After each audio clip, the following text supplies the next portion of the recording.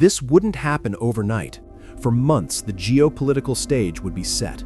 The public pretext would be a naval quarantine around Venezuela, citing the government's designation as a narco-terrorist state.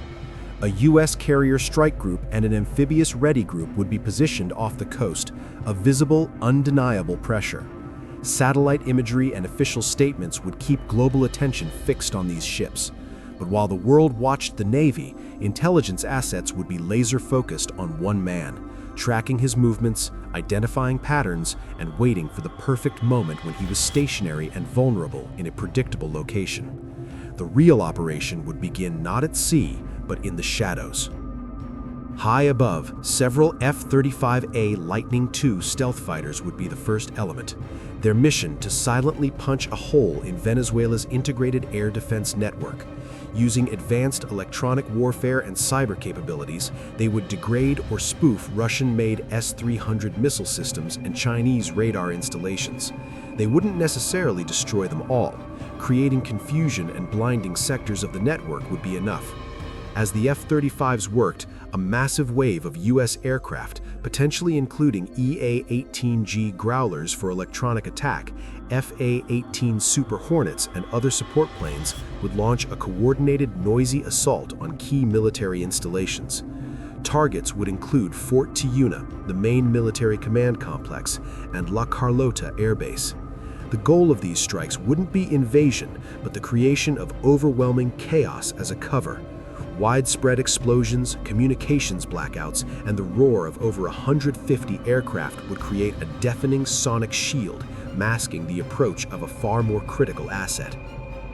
Under this blanket of noise and confusion, low-flying, radar-evading helicopters, likely modified MH-60 Blackhawks or similar stealth helos, would skim the rooftops of Caracas. Their flight path, planned using detailed terrain maps, would keep them below most radar coverage. On board would be operators from a Tier 1 unit like Delta Force or SEAL Team 6. Success would hinge on human intelligence, HUMINT. The hypothetical scenario suggests the CIA or other agencies would have cultivated assets within Maduro's inner circle or security apparatus, providing real-time information and possibly even access. Back in the US, the assault team would have trained relentlessly on a full-scale replica of the target compound, practicing every breach, corner, and room clearance until the operation could be executed blindfolded. The helicopters would insert the assault team directly onto or adjacent to the target building, a secure compound within a larger complex like Fort Tiuna. Using explosive or thermal breaching tools, they would move with surgical speed. Flashbang grenades would disorient guards. The objective, to physically secure Maduro and key associates, like his wife Cilia Flores, before locked doors could be fully engaged or an effective counter-assault could be mounted. Resistance from the Presidential Guard would be met with precise, overwhelming force from the operators and suppressive fire from covering helicopters. The detainees would be swiftly moved to waiting helicopters. These aircraft, capable of aggressive urban flight profiles and in-flight refueling, would immediately depart the hot zone.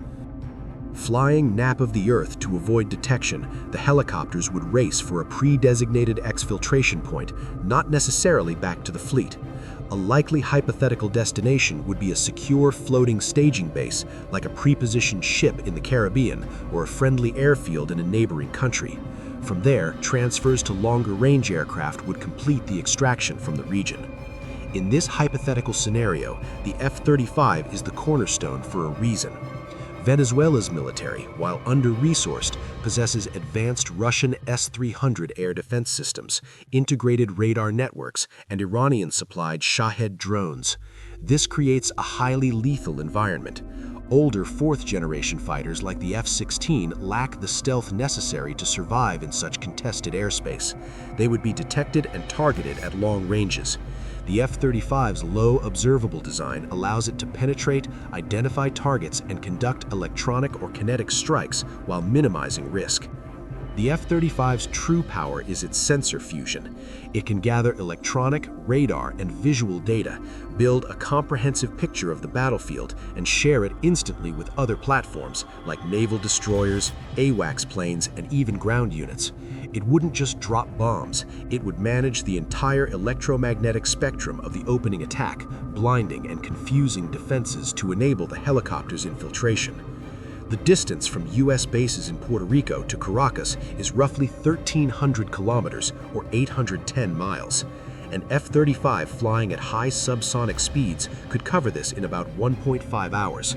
Its combat radius is approximately 1,240 kilometers or 770 miles, requiring careful fuel management or airborne fueling tankers stationed over the Caribbean. For time-sensitive strikes, F-35B variants operating from U.S. amphibious assault ships in the Caribbean could reach Venezuelan targets in as little as 15 to 30 minutes, providing a persistent sea-based threat. This speculative operation, dubbed Southern Spear in this analysis, would represent a profound shift in hemispheric geopolitics. It would demonstrate a capability that goes beyond traditional deterrence. By combining naval distraction, aerial deception enabled by stealth technology, and hyper-specialized ground forces, it would illustrate a model for high-stakes, low-signature intervention.